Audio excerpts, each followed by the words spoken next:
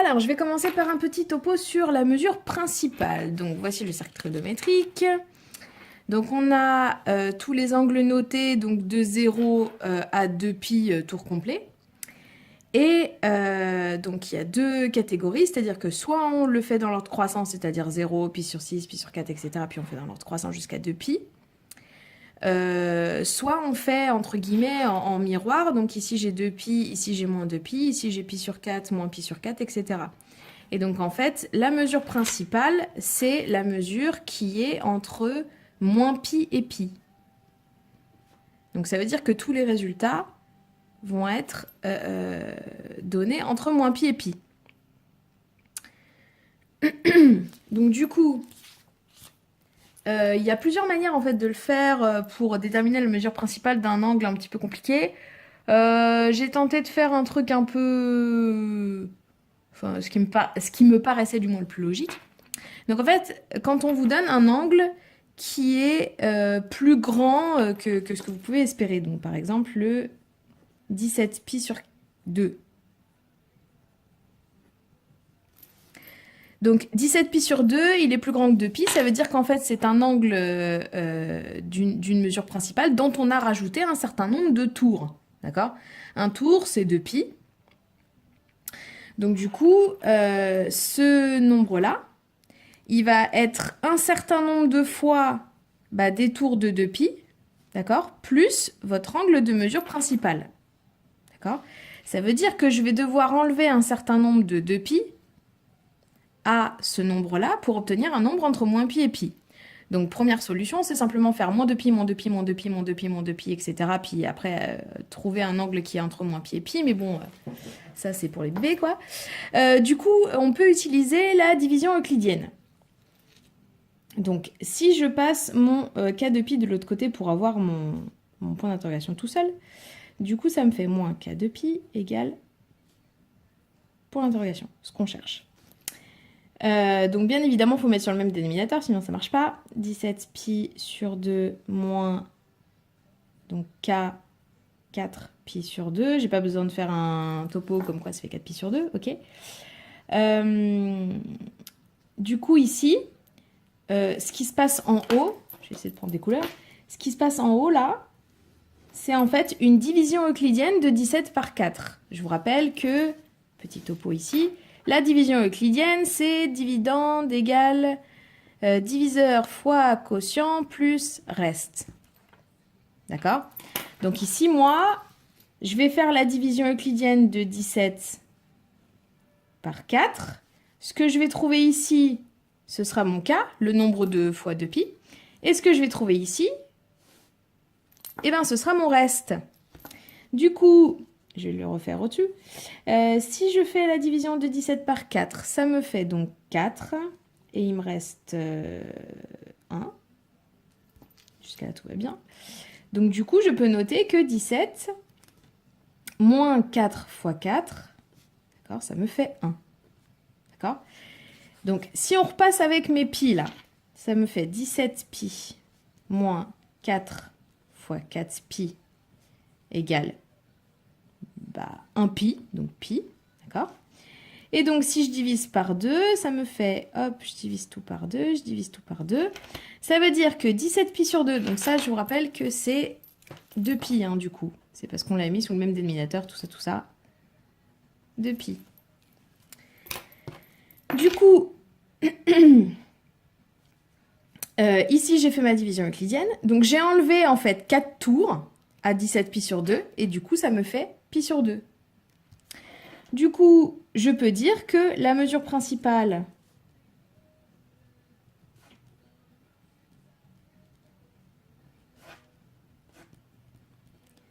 de 17π sur 2 est pi sur 2.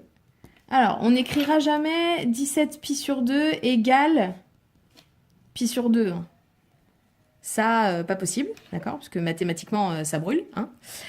Du coup, soit vous rajoutez le 2π modulo 2π comme ça, soit vous rajoutez le plus de kpi au choix. Donc ça, c'était pour le premier exemple. Je vais en faire un deuxième pour que ce soit clair. Alors attention cependant, parce que cette méthode n'est pas à 100% infaillible. Il existe quelques exceptions. Du coup, par exemple, moins 23 pi sur 4. D'accord ? Je fais exactement la même chose que tout à l'heure. J'écris que moins 23 pi sur 4. Alors du coup, là, puisque c'est un négatif, on va devoir rajouter un certain nombre de pi pour qu'il revienne entre moins pi et pi. D'accord ? Donc je vais ajouter un certain nombre de tours de 2 pi pour avoir ma mesure d'angle principal. Je mets sous le même dénominateur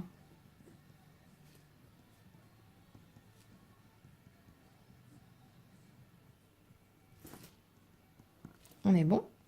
Et du coup, je vais faire ma division euclidienne de 23 par 8. Donc du coup, 23 divisé par 8, il y va 2 fois. Il reste 7.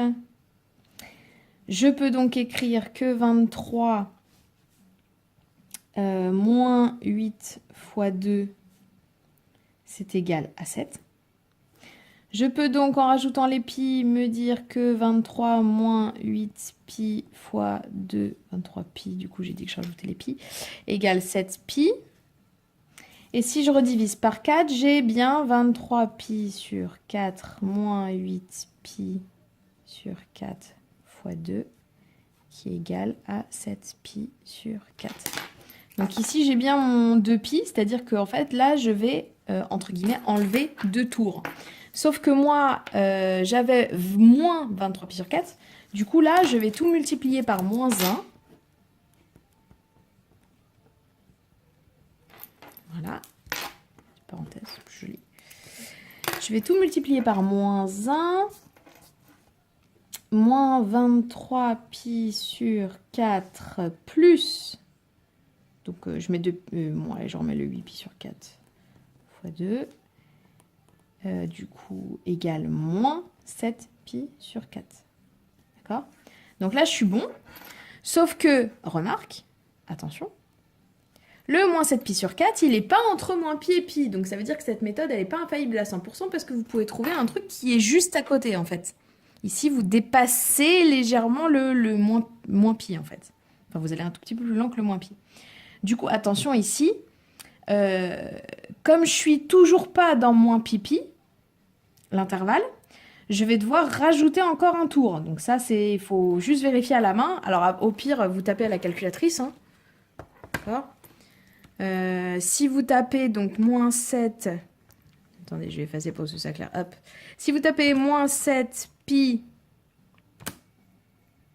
sur 4, mieux. Vous voyez que ça dépasse le moins pi. Donc il faut juste vérifier que c'est bien entre moins pi et pi. Du coup, je vais rajouter un dernier tour ultime à mon moins 7 pi sur 4. J'ai donc moins 7 pi sur 4 plus, toujours sur le même dénominateur, moins 8 pi sur 4. Donc ça fait pi sur 4. Ça veut dire que la mesure principale de moins 23 pi sur 4 est pi sur 4. Et donc on l'écrit, moins 23 pi sur 4 égale pi sur 4 modulo de pi. Et voilà. Donc maintenant, il reste plus qu'à faire les autres. Du coup, la mesure principale, elle sert à quoi? Elle sert à calculer des cosinus et des sinus dont vous n'avez aucunement connaissance de base. D'accord? Donc, si par exemple, vous avez cosinus de 25 pi sur 2, donc je vais déjà commencer par déterminer la mesure principale de 25 pi sur 2. Donc 25 pi sur 2, je vais enlever un certain nombre de tours pour avoir ma mesure d'angle principal. Je vais donc mettre sur le même dénominateur 25 pi sur 2 moins k fois 4 pi sur 2. J'ai eu du mal, il est tôt le matin. Du coup, je vais faire la division euclidienne de 25 par 4. si je fais la division euclidienne de 25 par 4, 4 fois 6, 24, il m'en reste 1. Ça veut dire que je peux écrire 25 moins, j'ai du mal avec ce moins, c'est pas possible. Donc 25 moins 4 fois 6 égale 1. Je rajoute les pi et je rajoute le 2 en même temps parce qu'on est maintenant on est bon. Donc ça, hop, 6 égale pi sur 2. Donc ça, c'est mon nombre de tours de pi que j'enlève. Donc j'enlève 6 tours et il va me rester pi sur 2. Ça veut dire que cosinus de 25 pi sur 2 égale cosinus de pi sur 2. Et pour ceux qui ne se rappellent plus du cosinus de pi sur 2, on refait un cercle trigo rapido. Pi sur 2, il est là. Cosinus, c'est ici. Sinus, c'est là. Donc, l'abscisse du point qui correspond à pi sur 2, c'est 0. Donc, le cosinus de pi sur 2 est 0. D'ailleurs, potentiellement, si le cosinus de 25 pi sur 2, 0. Donc, ça veut dire qu'on est bon.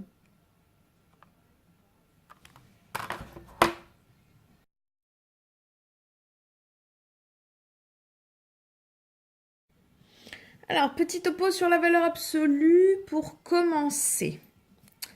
Donc, la valeur absolue, vous avez appris ça il y a potentiellement, ce serait 4e, 5e peut-être.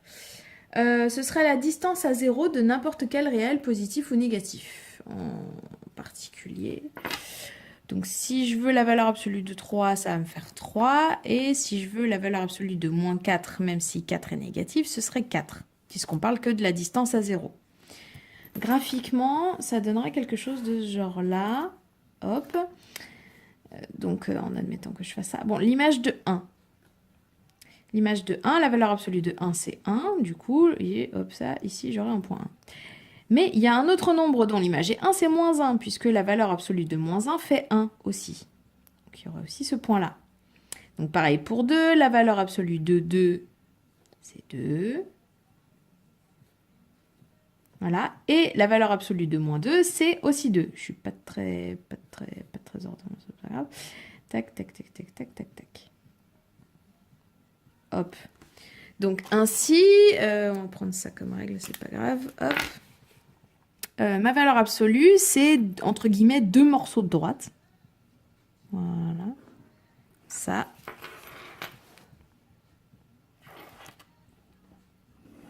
Et ça. Donc en fait, sur 0 plus l'infini, cette droite-là, là, c'est y égale x. D'accord? Ça veut dire que quand vous prenez n'importe quel x, le y est égal au x. D'accord? Et du coup, de l'autre côté, entre moins l'infini et 0, c'est y égale moins x. D'accord? Parce que quand on a un négatif, il faut le passer au positif. Je me décale parce qu'on voit pas tout. Quand vous avez donc un négatif, il faut le passer au positif. Donc un négatif, pour le passer au positif, pardon, il faut mettre un moins devant, il faut le passer au négatif ou le multiplier par moins 1. Donc ça, c'est le principe de base. Comment ça s'écrit en mathématiques, entre guillemets? C'est que la valeur absolue de x, elle est égale à x si x est strictement positif. Et elle est égale à moins x si x est strictement négatif. D'accord? Parce que si x est négatif, du coup, on doit le multiplier par moins 1 pour repasser au positif, puisque la valeur absolue, elle, est toujours positive. Ok? On est bon? Donc ça, c'était la base. Donc du coup, exemple, si j'ai valeur absolue de 3, n'importe quoi, valeur absolue de x inférieure à 3. Donc, valeur absolue de x inférieure à 3, du coup, graphiquement, on peut déjà à peu près voir ce qui se passe, puisque, hop, hop, ici, donc j'ai mon 3, hop, hop, hop, hop, ici j'ai moins 3, et ici j'ai 3. Donc on peut voir que la partie qui est inférieure à 3, c'est ici. Voilà. Et que ça correspond du coup à l'intervalle moins 3, 3. Donc jusqu'à maintenant, on est relativement bon. Donc du coup, ici, je vais devoir distinguer mes deux cas. Donc mes deux cas qui sont énoncés ici. Donc quand x est positif et quand x est négatif. Donc x positif... Non, d'abord x négatif. X négatif, c'est sur moins l'infini 0.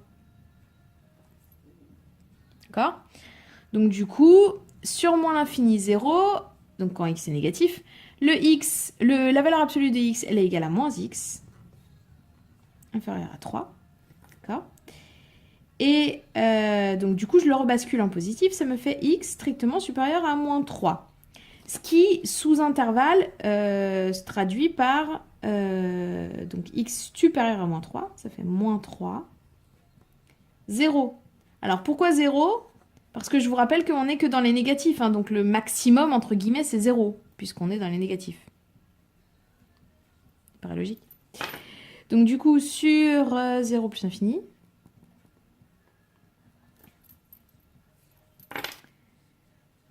j'aurais pu mettre le 0 inclus, hein, on s'en fiche un petit peu.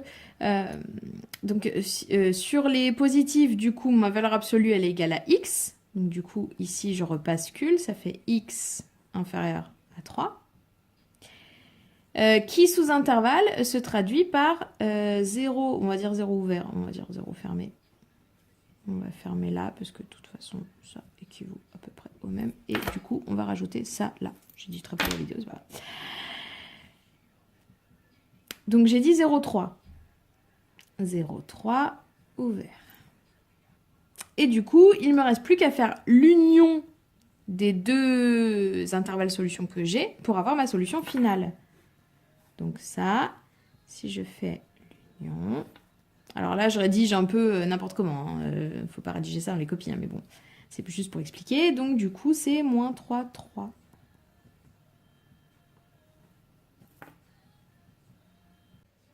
Alors, petit topo supplémentaire, parce que les résolutions d'équations ne concernent pas forcément toujours la valeur absolue de x tout court. Donc déjà, petit résumé de ce qui se passe graphiquement pour avoir une idée un peu de ce qui va arriver. Donc, de base, on avait donc la valeur absolue de x, dont la représentation graphique est celle-ci. Hop, hop. Et donc, en fait, ici et ici, on a donc deux demi-droites. D'accord ?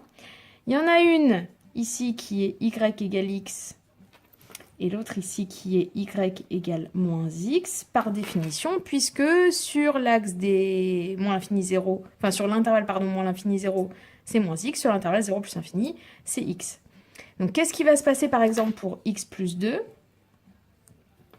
Tout simple, c'est juste que ça va décaler, entre guillemets, votre fonction. Alors après, forcément, ce ne sera plus non plus la même inclinaison, mais du moins, ce sera toujours deux demi-droites, sauf que on doit savoir quand est-ce que cette chose-là, c'est positif ou c'est négatif. Je ne pense pas avoir trop besoin de faire un tableau de signes pour dire que la solution de ce truc-là, c'est moins 2. Donc du coup, moins 2, et donc c'est à partir de moins 2 que je vais avoir mon changement d'axe, ma petite pointe là. Donc du coup, sur cet axe-là, ça va être, enfin cette demi-droite-là, pardon, c'est y égale x plus 2. Et celle-là, ça va être y égale moins x plus 2. Parce que, bien évidemment, on est dans les négatifs, et pour la même raison qu'au-dessus, c'est la valeur négative. Donc attention, il peut y avoir une petite exception graphiquement parlant, parce que si je prends 4 moins x, par exemple, du coup, ma représentation graphique, alors j'ai toujours donc ma valeur qui annule, c'est-à-dire ici ma valeur 4, ça va, j'ai pas pris trop dur, donc 4 ici, et donc c'est là que va être mon v. Vous voyez ? Sauf que, attention, ici, coefficient directeur négatif, ça veut dire que 4 moins x, c'est la demi-droite décroissante. Ça veut dire que c'est celle-là qui est 4 moins x, et celle-là qui est moins 4 moins x. Alors c'est là où il faut faire gaffe, c'est parce que quand le coefficient, quand le coefficient directeur est négatif, du coup c'est pas le même bout qui est au même endroit. Donc ça dépendra du tableau de signes. On va faire deux exemples. Donc premier exemple, si je prends, du coup je vais reprendre mon x plus 2 là. Si je veux résoudre x plus 2 strictement supérieur à 1,5. Bon, strictement supérieur, c'est pas grave. Donc du coup, je commence par faire, on va dire, pour être sûr, le tableau de signes de x plus 2. Donc x plus 2 s'annule en moins 2, bien évidemment. Personne n'a entendu. Ça, et donc x plus 2 s'annule en moins 2, le tableau de signes étant moins plus, car coefficient directeur positif. Donc ça veut dire que sur l'intervalle, moins l'infini, moins 2. Ouvert, allez hop. Sur moins l'infini, moins 2, votre valeur absolue de x plus 2, elle est égale à moins x plus 2, puisque votre x plus 2 va être négatif, il faut le repasser en positif et donc mettre un moins devant. Du coup, le fait de résoudre ce truc-là supérieur à 1,5, ça équivaut à faire moins x plus 2 strictement supérieur à 1,5. Du coup, ce truc-là, je développe le moins bien évidemment. Moins x moins 2 strictement supérieur à 1,5. Et donc du coup ici, le but c'est de faire un peu comme tout à l'heure un intervalle. Du coup, moins x est strictement supérieur à 1,5 plus 2. Je passe le moins 2 de l'autre côté, entre guillemets, ou j'additionne par 2 des deux côtés au choix. Ça me donne moins x strictement supérieur à 5,5. Et donc, si je multiplie par moins 1, ou je divise par moins 1, peu importe, ça revient au même, x est strictement inférieur à moins 5,5. D'accord? Ça veut dire que cet intervalle-là, oui, c'est bon, je le laisse. Cet intervalle-là, en fait, c'est moins l'infini, moins 5,5. D'accord? Donc là, j'ai, entre guillemets, mon premier intervalle. Et donc ici, sur... Allez, on va l'inclure. Moins 2 plus infini. Mon x plus 2, il est égal à x plus 2 tout court. Et donc, je dois résoudre x plus 2 strictement supérieur à 1,5. Donc, du coup, si je le passe de l'autre côté, ça fait moins 2. Et donc, ici, j'ai x strictement supérieur à moins 3,5. Donc, mon intervalle, c'est... moins 3,5 plus l'infini. D'accord? Donc, ça veut dire que mon intervalle concerné, mon intervalle solution, c'est l'union de ces deux intervalles, c'est-à-dire ça.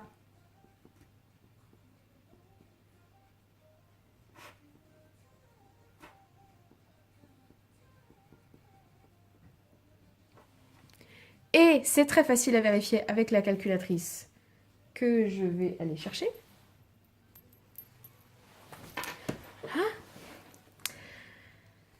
Pas du tout ça. Alors, dans le menu graphe, d'accord? Alors, si je veux taper la valeur absolue avec la Casio, je suis obligée d'aller dans le catalogue. Alors, autant dans le menu Run, il y avait Math, Apps, alors c'est un peu comme avec les complexes, donc ça pose pas trop de problème. Autant là, je suis obligée d'aller dans le catalogue, donc Shift et 4 pour aller dans le catalogue. Et donc ici, vous voyez dans la liste, si vous descendez, etc., vous avez Apps. Et donc, apps, c'est la valeur absolue. Aussi, c'est pour calculer les modules en complexe, donc ça fait tout. Et vous voyez que là, j'ai bien mes deux barres là pour la valeur absolue. Donc, x plus 2. Voilà. Et donc, puisque je veux que ce soit strictement supérieur à 1,5, je vais aussi tracer 1,5. Hop, je trace les deux. Et là, je vois bien que ma fonction, elle est supérieure à 1,5 sur moins l'infini, moins 5,5. Moins 3,5 plus l'infini. Donc c'est bien ce qu'on avait trouvé à la main. Du coup, à l'inverse, si j'ai mon équation et que je veux l'écrire sous la forme d'une valeur absolue, je veux que mon x, donc vos fonctions seront toujours de la forme, voilà, avec un x comme ça. Foot. Donc par exemple, si j'ai moins 3 demi inférieur à x inférieur à 3 demi, alors j'ai pas pris le même exprès, hein. Donc ici, j'aurai donc mon moins 3 demi.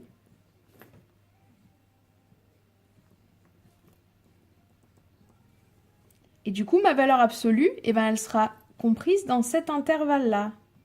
Cet intervalle vertical là. Vous voyez, peu importe le x que je vais prendre entre ces deux valeurs, l'image, elle sera dans cet intervalle image, d'accord, là. Et cet intervalle image là, eh ben, c'est 0, 3 demi, puisque là, l'image de 3 demi et l'image de moins 3 demi d'ailleurs, c'est 3 demi. Et ici, c'est 0. Donc ça veut dire que ça, c'est valeur absolue de x inférieure à 3 demi. On n'a limite pas besoin de mettre le 0 là devant, hein. Voilà. Donc, il y a plusieurs possibilités. Alors, c'est pareil, la consigne, elle est un peu floue. Écrire avec une valeur absolue chacune des conditions suivantes, ça dépend si c'est... c'est un peu étrange. Bon. Si je prends par exemple donc 0,4, donc là, pareil, hein, j'ai pas pris le même exprès. Donc, si je prends 0,4, donc si je veux l'écrire en fonction de la valeur absolue de x tout court. Du coup, si je retrace ma valeur absolue de x, elle est comme ça. Si x, il appartient à 0,4, c'est-à-dire cet intervalle-là, hop, du coup, ma valeur absolue, aussi, elle va appartenir à 0,4 ici, intervalle image. D'accord? Parce que ici, c'est 4. Donc, ça veut dire que si j'écris ça, je peux dire ça. Je peux même dire ça, et je peux même dire ça, si je veux, mais ça, c'est pas obligé. Donc, c'est pas très clair. Et ce que je peux aussi faire, potentiellement, parce que du coup, je ne sais pas du tout, la consigne est floue, ce que je peux éventuellement faire, c'est que du coup, je peux essayer de recentrer ma pointe, si je puis dire. Donc pour ça, je vais prendre le milieu de ces deux valeurs-là, c'est-à-dire 2, pour le coup, 2, 2, 2. Donc du coup, si je fais moins 2 des deux côtés, ça me fait moins 2 inférieur ou égal à x moins 2 inférieur ou égal à 2. Et du coup, je me retrouve dans le même cas que précédemment avec le même des deux côtés. Et du coup, je peux écrire que valeur absolue de x moins 2, il est inférieur ou égal à 2. Donc, il y a plusieurs manières de l'écrire. C'est un petit peu... voilà. Donc, après, je ne sais pas vraiment ce qui est attendu dans l'exercice. Bon. Dernier petit point... parce que là, jusqu'à maintenant, on n'avait fait que la valeur absolue des fonctions affines, d'accord? Donc, qu'est-ce qui se passe quand, par exemple, on a une valeur absolue d'un truc un petit peu plus complexe? Un petit peu, degré 2, degré 3, tout ça. Alors, en fait, le principe de la valeur absolue, donc si je refais mon petit schéma là, c'est que je prends, donc là, c'est la valeur absolue de x, hein. C'est-à-dire que, de base, je prends ma fonction y égale x, d'accord? Et je rebascule juste la partie négative en miroir, si vous voulez, sur l'intervalle concerné. D'accord? Ça veut dire que si j'ai une fonction qui ressemble à ça, bon, elle n'a pas de nom, voilà, c'est une fonction. Donc si je prends une fonction qui d'ordinaire ressemble à ça, par exemple, d'accord, ça c'est, on va dire, la fonction f. D'accord? Si je veux faire la valeur absolue de f, et ben du coup, le premier bout va rester identique. Je vais essayer de faire un peu de choses pas pareilles. Après, j'ai mon bout là qui va repasser en fait dans les positifs. Et après, à partir de ici, on va dire que ici c'est genre 0,5. Et ici c'est 5. Allez, hop. Donc là, j'ai toujours mon 0,5 et là, j'ai toujours mon 5. Et là, j'ai toujours le bout. Donc ça veut dire que les deux bouts qui étaient déjà positifs sont strictement identiques quand on passe à la valeur absolue. Voilà. Et la partie qui est négative, par symétrie axiale, voilà, passe dans les positives. Donc ça veut dire que si vous avez une fonction polynôme, par exemple, x carré plus x moins 4, pareil, j'ai fait exprès de ne pas prendre la même. Du coup, je fais mon delta solution. Je fais mon tableau de signes qui va être de la forme comme ça, comme ça, comme ça, plus moins plus parce que là j'ai coefficient A positif. Et du coup, sur ces deux parties-là, bah, du coup, je vais devoir résoudre, enfin, je vais devoir tracer la fonction comme ça. Et entre x1 et x2, je vais devoir tracer la fonction ça. D'accord? Ça veut dire que, donc, si vous tracez... alors, moi, j'avais pas mis celle-là, hop. Si vous tracez donc la fonction à la calculatrice, donc toujours avec apps, tout ça, tout ça, tout ça, je vais dézoomer. Zoom out. Voilà.